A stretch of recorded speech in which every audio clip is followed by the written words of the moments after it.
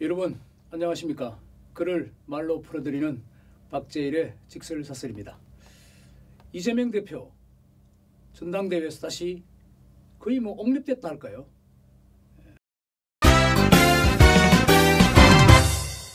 압도적인 표차로 재선임됐습니다. 이재명 체제를 어떻게 평가하느냐 이렇게 물어보시는데 일극 체제의 완성이다. 한편으로는 사당화됐다고 비판하지만 어쨌든 압도적인 85%에 이르는 그런 절대다수가 동의하면서 이재명을 재옹립했습니다. 직전에 더불어민주당의 그 전당대회를 보면요, 지지율이 문재인 전 대통령은 45%였고요. 이해찬, 그러니까 민주당의 정신적 지주였다는 이해찬도 43%에 불과했습니다. 이낙연 정도가 60%이고, 지금 사법 위기를 겪었던 송영길 전 대표는 35%에 불과했습니다. 그러니까 이재명이 받은 85%는 어마어마하다는 것이죠. 아마 민주당 계열, 그러니까 이게 오래전 4.19 혁명 이후 민주당이 정식 정당으로 좀 어느 정도 태동한 이후 70여 년 만에 이렇게 강력한 야당이 민주당 계열의 정당이 건설된 적이 없다, 이렇게 봐도 무방하겠습니다. 이재명 개인으로서도 굉장한 성취죠. 이런 표현이 어떨지 모르겠습니다만, 일개 성남시장이 경기도지사를 거쳐 대통령 후보가 되고 근접한 접전을 벌였죠. 그리고 야당의 당대표를 연임해서 하는, 이게 아마 DJ, 그러니까 김대중 전 대통령이 대통령 시절에 연임했던 이후에 24년 만에 또 일이라고 합니다. 내부적인 지지율도 경이롭지만 이재명 개인으로서는 당내에 여러 자신을 둘러싼 장애물을 사실상 걷어냈다고 할 수 있죠. 이건 참 뭔가 불길한 조짐도 있는데, 기본소득을 당내 강령에 삽입한다든가, 사실상 그리고 2026년 지방선거 공천권을 가질 수 있는 것, 또 행여 대선에 출마하게 된다면 그 전에 사퇴하지 않아도 된다는 이러한 장애물들은 이미 다 제거된 상태입니다. 정치 외적으로 이재명을 둘러싼 끄리낌이, 장애물이 이제 완전히 정리정돈됐다고도 평가됩니다. 이재명의 등극을, 재옹립을 그러면 정치적으로 좀 더 어떻게 복선의 의미가 있느냐 이렇게 물어볼 수 있는데, 제가 보기에는 더불어민주당, 그러니까 모두에 말씀드렸던 4.19 이후 민주당의 전통성에서 이어져 온 어떤 특성이랄까요? 개파 정치가 뚜렷했었습니다. 그런데 지금 이재명 시대에 와서 더불어민주당은 완전히 개파가 지금 정리된 듯해 보입니다. 이재명 개파 이외에는 다른 어떤 정치 세력이 보이지 않는다는 것이고, 그리고 온건파도 사라졌다, 이렇게 판단됩니다. 친명계가 완전히 장악했다는 뜻인데, 이건 물론 당내 민주주의에 부합하느냐 아니냐는 문제는 이 제기는 별개로 하고라도 당을 일사천리 사당화시켰다는 비판을 받는 이유이기도 합니다. 예를 들면 여러분 잘 아시다시피 이번에 전현희 전 국민권익위원장, 전현희 의원이 김건희 여사 쪽을 보고 살인자라고 이야기해서 최고위원 선거에서 끝에 한 5위 하다가 바로 결선에서 거의 2위로 단숨에 올라와 버렸지 않습니까? 그리고 당내 암덩어리라는 명팔이 이재명을 팔아서 정치하는 것, 이걸 자신이 척결하겠다고 했던, 참 호기롭게 나섰던 정봉주 전 의원이 한 1, 2위를 다투다가 결국은 탈락했죠. 1인자에게 대들면은 어떻게 된다는 것을 지금 작금의 더불어민주당이 보여준 것이다는 그런 평가도 나옵니다. 전당대회 날 보니까 이재명 대표를 향해서 그냥 당대표 축가 이재명을 연호하는 것이 아니고 대통령 이재명을 연호합니다. 당원들은. 그들의 열망이 어떤 것이고 그의 반기를 드는 이들은 어떤 처단을 받을 수 있다는 것을 여실히 보여준 전당대회였다고 생각됩니다. 이재명 일극 체제가 완성됐다 했는데 아무리 민주당이지만 그럴 수 있느냐? 그럼 다른 정치인들, 중견 정치인, 온갖 제 정치 세력이 민주당에 규합돼서 멜팅 팟으로 이루어지고 있는데 용광로처럼 그럼 다른 사람들은 다 어디 갔느냐 하는 것인데 뭐 예를 들면은 뭐 이탄희 의원, 박용진 전 의원, 뭐 임종석, 뭐 친문 계열 그리고 최근에 또 사면 복권된 김경수는 뭐 이렇게 반문하시는 분들이 많습니다. 기껏해야 김두관밖에 더 나오지 않았느냐는 것인데 제가 보기에는 지금 이재명의 민주당을 좀 방관하는 듯합니다. 결론적으로 말씀드리면 10월쯤부터 본격화될 사법 리스크에 대해서 나는 책임을 지지 않겠다 하고 뒤로 물러나 있는 형국이라 이렇게 보여집니다. 또 한편 이들이 우려하는 것은 당이 지나치게 집단지성을 잃고 개딸이라 할까요? 당원들의 거의 뭐 대중적인 힘을 무기로 집단지성, 어떤 데는 집단 실력 행사를 할까요? 이런 것들이 횡행하는 것에 대해서는 좀 소나기를 피하고 보자 하는 그런 심정도 있을 것 같습니다. 뭐 예를 들면 과거 대깨문 뭐 좀 말씀드리기 그렇지만 그런 부류와도 지금 개딸들은 완전히 다르죠. 뭐 김두관 이번에 후보로 나온 전 의원이 뭐 당원을 뭐 이재명 찍는 기계로 전락시키고 있다 이렇게 비판하기도 했지 않습니까? 뭐 심지어는 고민정 그러니까 한때 문재인 전 대통령의 숨결까지 느낀다는 고민정 의원에 대해서는 고밀정이라고 했죠. 첩자다 뭐 이런 식으로까지 딱지를 붙이기 시작했습니다. 그런 소나기를 피해보자 하는 것이 비명계의 어떤 지금 잠수타기가 아닌가 그렇게 생각됩니다.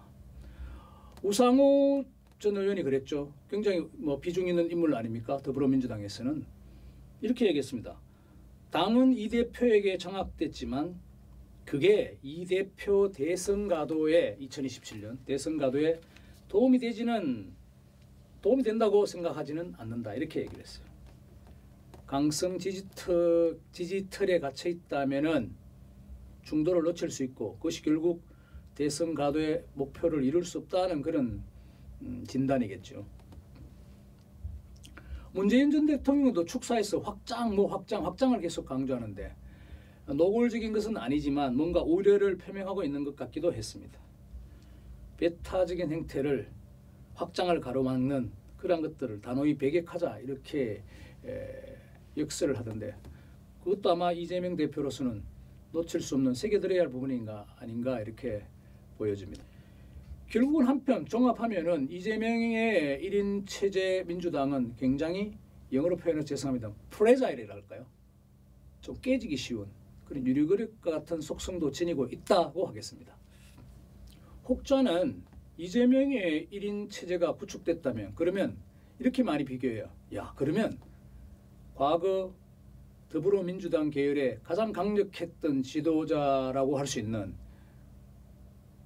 김대중 그러니까 DJ죠. DJ와 비교해서 어떻게 되느냐? DJ보다 더 세졌냐? 셌냐? 이렇게 이야기를 하는데 글쎄요. 유인태 전 의원입니까? 이렇게 이야기를 하는 걸 한번 봤는데 센 것 같기도 한데 그러나 궁극적으로 DJ보다 세다고 할 수는 있겠느냐고 답을 합니다. 제가 보기에도 물론 이재명은 과거 DJ가 했던 행보를 지금 좀 어느 정도 겹치는 부분이 있다고 봅니다. 뭐 비근한 일례로 김대중 그러니까 DJ는 박정희 전 대통령과 한때 대선에서 직접 선거에서 겨뤘죠. 1971년 95만 표 차이로 졌습니다. 이재명도 윤석열 대통령과 대결해서 0.73%입니까? 맞네요. 약 24만 표 정도로 아깝게 졌죠. 뭐 누가 이겼다 해도 탓할 것이 없는 그런 선거였기도 했습니다. 그런데 DJ와 비교할 때 이재명의 장점은 굉장히 대중성 그러니까 특정 지역 DJ처럼 호남에 갇혀 있지는 않는 그런 굉장한 대중성 그리고 현대 정치에서 지금 중요한 하나의 요소로 떠오르고 있는 팬덤 정치 이런 측면에서는 굉장히 이재명 대표의 강점이 보이지만 그러나 뭔가 지긋한 국민과 오랫동안 숨결을 같이 해온 그런 광범위한 지지층 강한 지지층 이런 측면에서는 노련함이랄까요 완숙미 이런 측면에서는 DJ에게 결코 앞선다고 할 수 없겠죠. 이런 질문도 많이 해요. 그러면 이재명의 돌파구 이재명은 과연 어떻게 해야 되나 뭘 해야 되나 What is to be done 이재명이 대통령이 되기 위해서는 글쎄요 뭐 이재명 대표가 더 잘 알고 있겠죠. 근데 하나 분명한 것은 좀 뭐 마일리지를 쌓아야 한다. 포인트를 얻어야 한다. 흔히 말하는 중도 확장이죠. 대한민국 사회에서 지금 여론조사를 많이 하지만 민주당이 몇 프로느니 국민의힘이 몇 프로니 하는 사실 그건 별로 중요하지 않아요. 어쨌든 국민 개개인이 직접 조사해서 느낄 때 우리가 응답할 때 말하는 나는 약간 보수다, 우파다 아니면 중도다 하는데 중도가 굉장히 커요. 거의 뭐 40% 이상 차지합니다. 이분들을 끌어당기는 것이 하나의 큰 전선이죠. 이재명 대표가 먹사니즘입니까? 먹고 사는 것이 중요하다 이렇게 이야기 들고 나왔는데 일종의 실용주의겠죠. 그것도 아마 중도를 겨냥한 것으로 보여지는데 그런 측면에서 그런 전선에서 마일리지를 쌓아가는 것이 이재명으로서는 당면한 돌파구가 아닌가 보여집니다.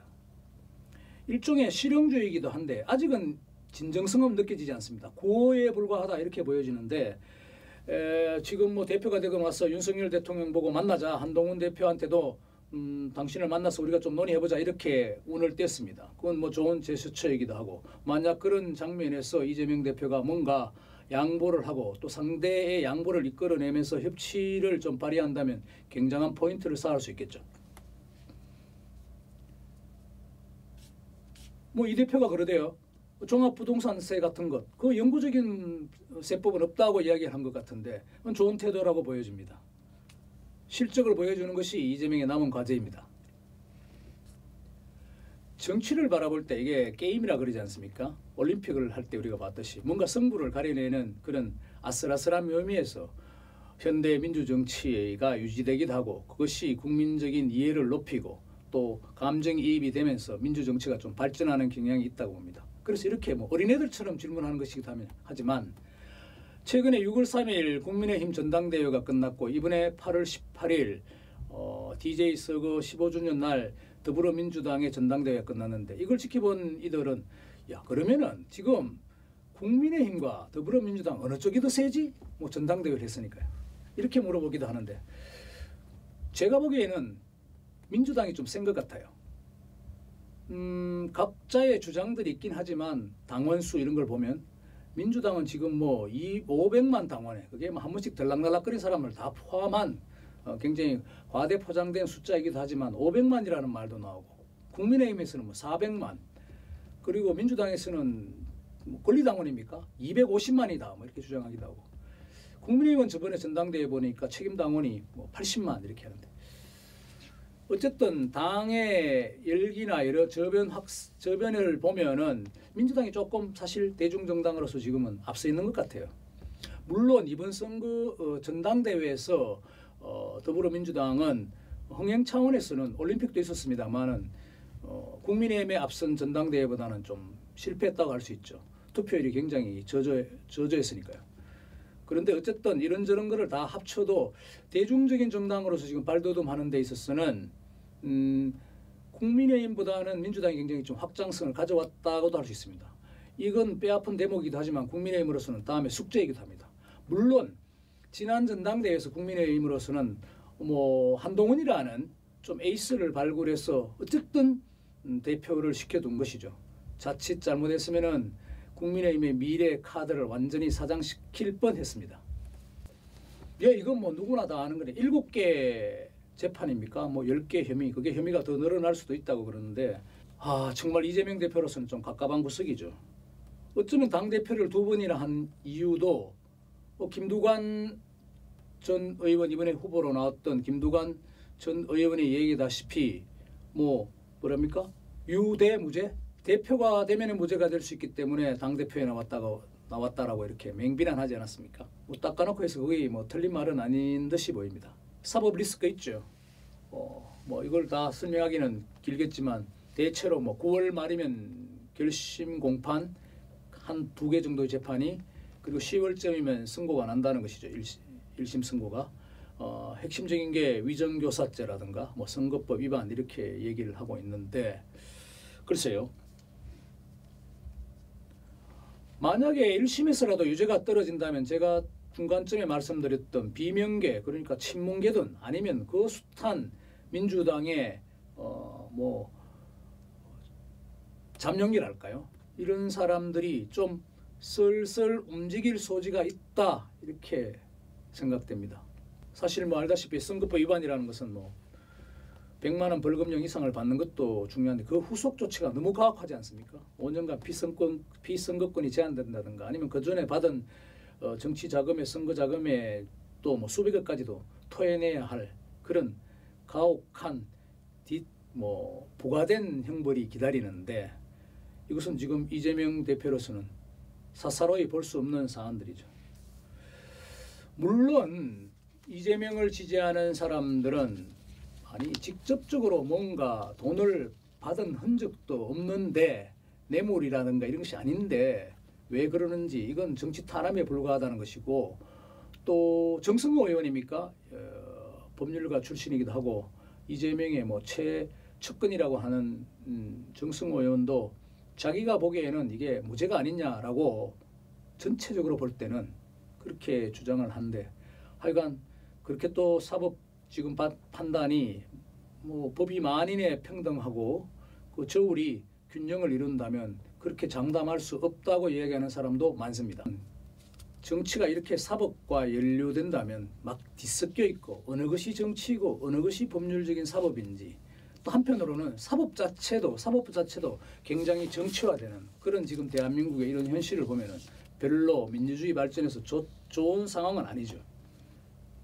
어쨌거나 사법 리스크는 이재명의 큰 절체절명의 변수이기도 하고 또 행력 이재명도 어느 순간부터 뭐 예를 들면 문재인 전 대통령의 실책을 만약에 고백하고 뛰쳐나가기 시작한다면 더불어민주당은 또 한편 걷잡을 수 없는 지금의 완전 1인 집권 체제와는 다른 또 형국을 창조할 수 있다 이렇게 판단됩니다.